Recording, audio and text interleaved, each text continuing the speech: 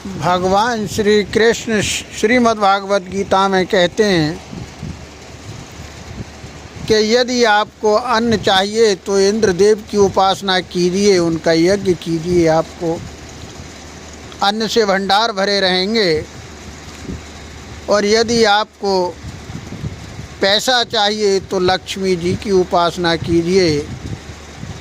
और यदि आपको मृत्यु पर विजय प्राप्त करनी है तो महाकाल निरंजन की उपासना कीजिए। और यदि आपको निरोगी रहना है तो आप सूर्य नारायण की उपासना कीजिए। सूर्य के अंदर इतनी शक्ति बताई है कि उसके अंदर इतनी शक्ति है कि हर बीमारी का इलाज सूर्य देव के पास है, क्योंकि सूर्य देव शिव का दूसरा रूप हैं। वो शिव की शक्ति हैं।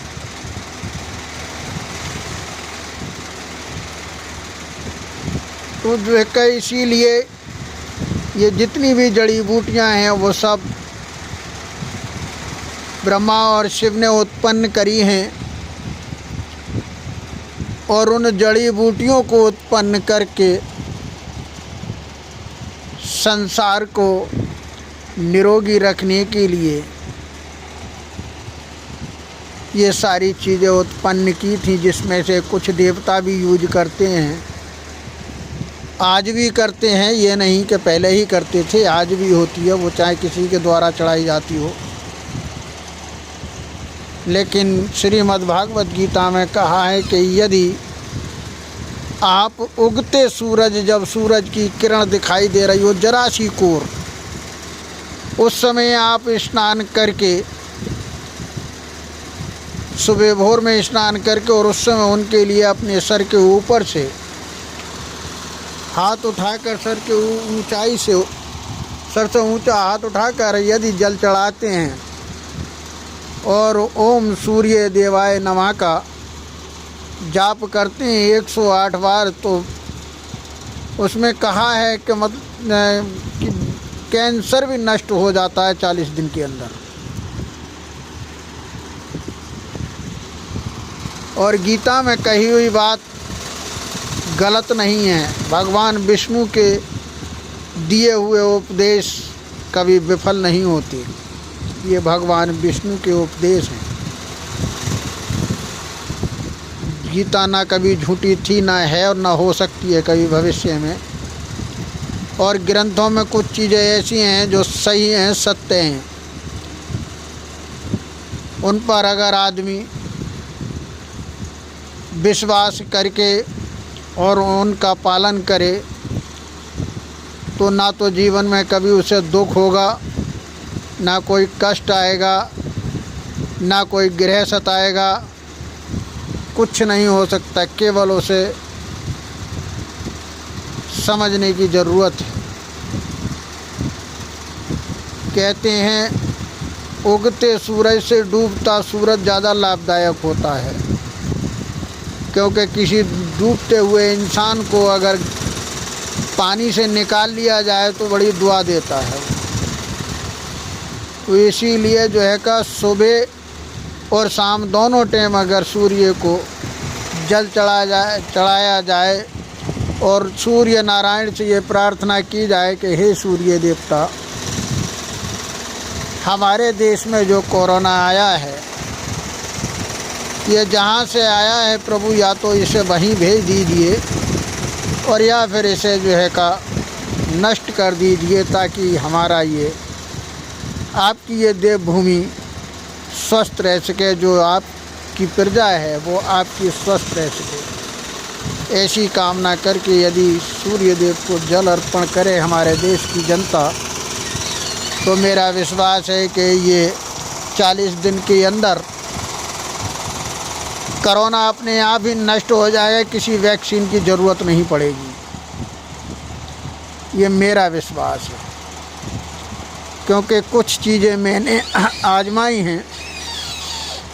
कहा गया है श्रीमद्भागवत गीता में जप तप व्रत यज्ञ ये आपके स्वार्थ तक सीमित है। यदि आप जप करते हैं, तप करते हैं, यज्ञ करते हैं, व्रत करते हैं तो ये आपके स्वार्थ तक सीमित है, ये आपका उद्धार नहीं कर सकते। और यदि कोई भी भक्त भगवान की भक्ति में अगर आँख से एक आंसू गिरा दे, उसकी आँख से आंसू छलक आए, उसकी आत्मा भर आए भगवान के नाम से, तो उससे बड़ी पूजा कोई संसार में नहीं है।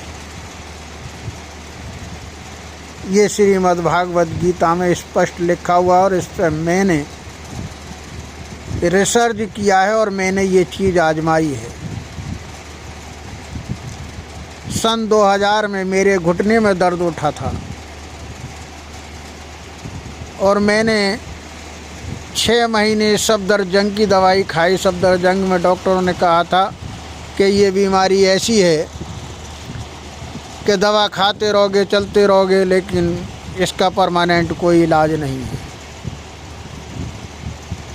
डॉक्टरों का ये भी कहना था कि इस पर रिसर्च बहुत दिनों से चल रहा है, लेकिन इसका कोई अभी तक हल नहीं निकला है। एक दिन मैं बहुत दुखी हो गया। शिव शंकर का व्रत करता था और मैं दिल्ली में ग्रीन पार्क हैंडीक्राफ्ट S11 में प्राइवेट लिमिटेड कंपनी में काम करता था।